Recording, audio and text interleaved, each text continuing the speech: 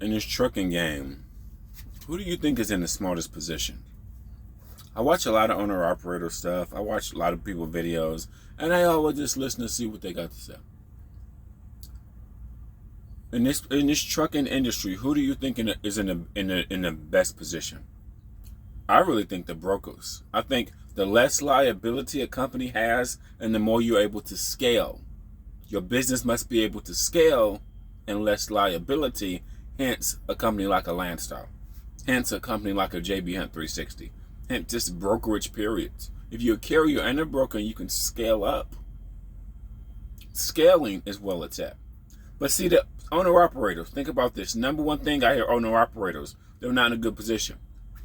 The two number one complaints I hear from owner-operators that make their business fail, remember the Pareto principle says 20% get all your actions. The 20% in the Pareto that I hear owner-operators complain about on YouTube is just that breakdown, having an expensive breakdown bankrupts their business, and cheap freight. Cheap freight and expensive breakdown. Let's look at the carriers. Now, regardless of you like the carriers or not, the carriers have kind of somewhat build up a business to make them recession proof. So the carriers have mechanics. The carriers have contracted freight, and they have contracted freight at a profit. Trucking in general, you can't run it without making a profit, or you will go out of business. You're just a tire away. You're just a tow bill away. You're just an impound away. Now, they do business at scale, contracted freight. Look at a company like JB Hunt. JB Hunt has intermobile underneath lock. Schneider has intermobile underneath lock. And then what you want, the really smart thing, if you think like a CEO, you want recession proof freight. Freight that goes all year round. Like, let's say, like tires, P&G freight. Or let's say like big retailers, like Walmart, Target, Dollar General. That type of freight is recession-proof freight. So when the recession is still down, whatever going on in the economy, Walmart will always make money. P&G, the people that are the P&G products, they will always make money. Some freight in some lanes just are recession-proof.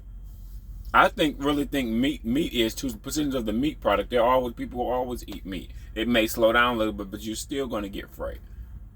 But companies like Dollar General, Walmart freight will always make money. But when you think about everything in position, you want to position yourself. Think about the whole industry in general. Everybody. You want recession-proof freight. And then I look at the owner-operators. Number one complaint I hear from owner-operators is two things that put mostly all owner-operators out of business. They get low-paying freight. I'm just going to repeat myself. Or they have a breakdown. It's like $10,000 or whatever. I was hearing somebody complain about their death system went down. It was $10,000 or it was thousands of dollars, bro. It's like, and what can we learn from the mega carriers? The mega carriers lease their trucks. They get new trucks every 3 years. A lot of mega carriers, but some mega carriers got older trucks, but the majority of mega carriers got new trucks. I'm sorry. And then I think about the inside game. What separates like the JB Hunts versus the JB Hunts versus the Chicago-based companies. Chicago-based companies, they deal with a lot of brokers, so they know a secret to getting good paying freight. That's the whole thing, because that's the background of every business. Every freight business is getting good paying freight. If you get cheap paying freight, it's a matter of time before a driver gets your truck towed or a flat tire or shit that's put you out of business. So it's like multiple things. It's multiple things. But the most important thing I've realized, like I look at companies from overall, you got to ask yourself, how do these companies make their money? Where do their money come from? How do they make their money? You think about a Schneider.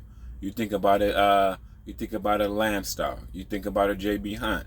And then there's many other carriers. What I realize about other carriers, many other small carriers, we don't even know their name. They may be small. They may have 50 or 100 trucks. They're small. Guess what they have? They have contracted freight. Like I was talking to this guy in Washington. In Washington area, they all got the trailers with three axles on the back because they carry heavy shit.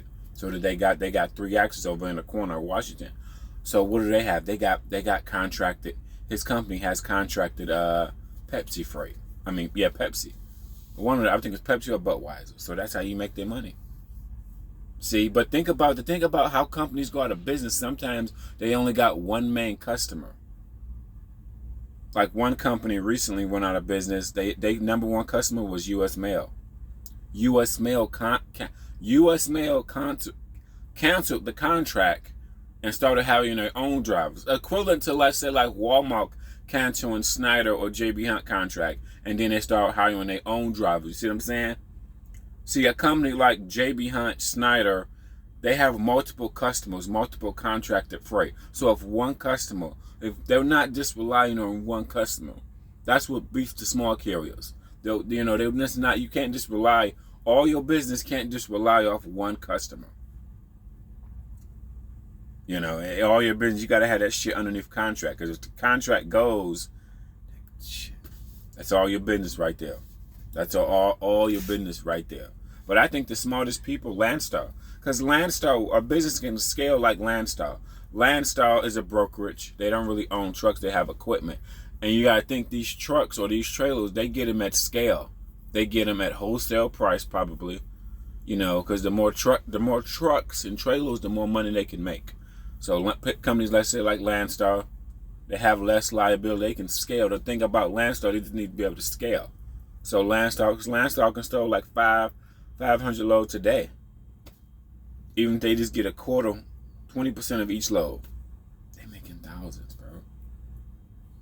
That's where the money is at. So when the recession goes bad, recession proof freight. I think I heard one of the CEOs talking about it, and he did mention PFG. And I have been to PFG before with many companies. PFG Freight, Walmart Freight. This is anything that goes to Walmart, man. Walmart, and then I think paper. I don't know what they do with paper, but I've worked for several OTL companies, and guess what? I went with all of them, picking up paper, recycling stuff. Walmart, big company, pretty much Pepsi products, bro. But anyway, in the trucking industry, and then as a truck driver, you want to get to a dedicated account if you can. Do OTR, make your money doing OTR if you have no other choice. I understand, because trucking companies are. But the smartest people is being a brokerage, because you can scale. Like J.B. Hunt realized that J.B. Hunt is not stupid. That's why J.B. Hunt has a big brokerage. They already got 20,000 drivers. So if a company like J.B. Hunt got 20,000 drivers, they own brokerage too. I know. Here's the thing about these mega carriers. These mega carriers like Western Express, Snyder. Who else freight have I pulled? I pulled some of their freight. Western Express. I pulled some of their freight working with the Chicago-based companies. You know why? Because Western Express, Snyder, what's the other one? Swift. Sometimes they broker out their freight to other companies sometimes. So it may be told, they may own that, they may basically own the lane, they just dish it to another driver, to another company. They own the lane and they just push it to another driver. So they're making money that way. So when you think about it, and then you want diverse freight. Like I think, like who got diverse freight? Like Prime.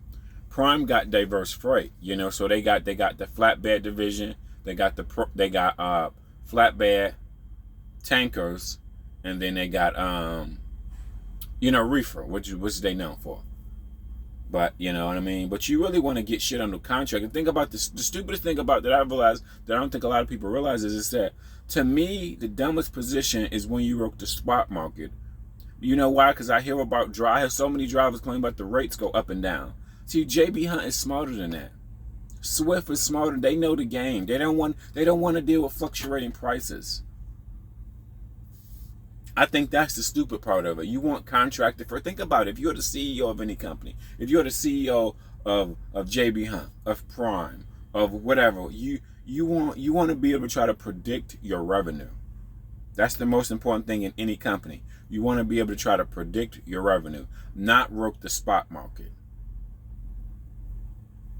Because I hear drivers getting good paying loads, and I hear drivers crying, and and then I hear drivers about low paying loads, and I hear drivers complain about, their truck went down, DEF system, new engine, 50,000, 10,000 for the DEF system, new engine, 20,000. I'm just like, God damn. I mean, And you ask yourself, do you think the mega carriers is putting new engines in these motherfuckers? No, they not. They lease these trucks and get more trucks. The mega carriers do business at scale. That's how they're able to win contracts.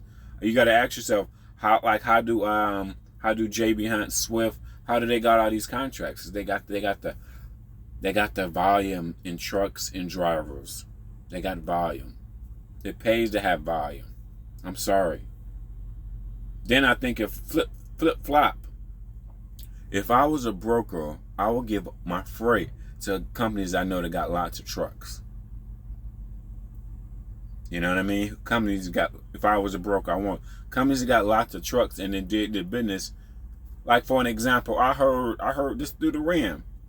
A broker called C.H. Robinson. I heard they got different tiers. Some loads pay very well, but you got to prove yourself up to the C.H. Robinson level. That's what I've heard. I pushed a lot of C.H. Robinson freight through U.S. Express. So I mean, and then some major brokerages, they're so big. Like C.H. Robinson is so big, they partner with companies like U.S. Express because U.S. Express got the trucks and drivers. So you think about that. Think about it. When you think about that, you realize ability to scale, recession-proof freight, and have less liability, like a Landstar got less liability. And able to scale, recession-proof freight. And you don't really want to work the spot market. That's what I've realized. I think we get caught up in dollar signs, don't realize that, if the freight goes up and down, how can I get a steady control on that? The mega carriers realize they need cheap gas. They need consecutive freight. They need freight at a good rate. They need to be able to manage repairs. JB Hunt, and even you ain't got to be that big as JB Hunt. Swift, all the carriers know this. It doesn't take that long to realize this. Think about the main components. So whether you hate JB Hunt or whether you hate Swift or Prime, look at their business model. Or Landstar, look at Landstar, the fucking scale. Shit, Landstar probably close thousands of loads a day. They have less liability, so more and more carriers want to be like Landstar. If you think about it, so in case the freight market goes out of business, you don't have that much liability. The liability is just to put on the drivers. You can just scale up and do 2,000 loads a day. Just broker them all out, bro. That's in a good position. You hate JB Hunt or whatever mega carrier, but look at them, bro. Look at them. They're doing business a smart way. They got all these, and then they win contracts as they got resources. That's how Swift got so many contracts. They talk shit about Swift. Swift got terminals. Swift got more terminals than anybody else. I think Swift got like 10 or 20 terminals. I think Schneider got a shit ton of terminals. JB Hunt got a few terminals all around America. So they win contracts. Even a small carrier. I was with a small carrier, Smith Transport. They was all black. They won. They had the Walmart account, but Walmart was right by their terminal. They didn't really have that many trucks. They said they had like 200 trucks, but they probably had a good safety score, and they was right by the Walmart distribution center that they was pulling out of. They had that, they got mechanics, they got everything. You know what I'm saying? And then some good carriers have their own freight. I think Smith Transport, they're black and gold. A lot of people name Smith, but this one Smith is Smith Transport in PA area. Their colors are black and gold. They got their own freight.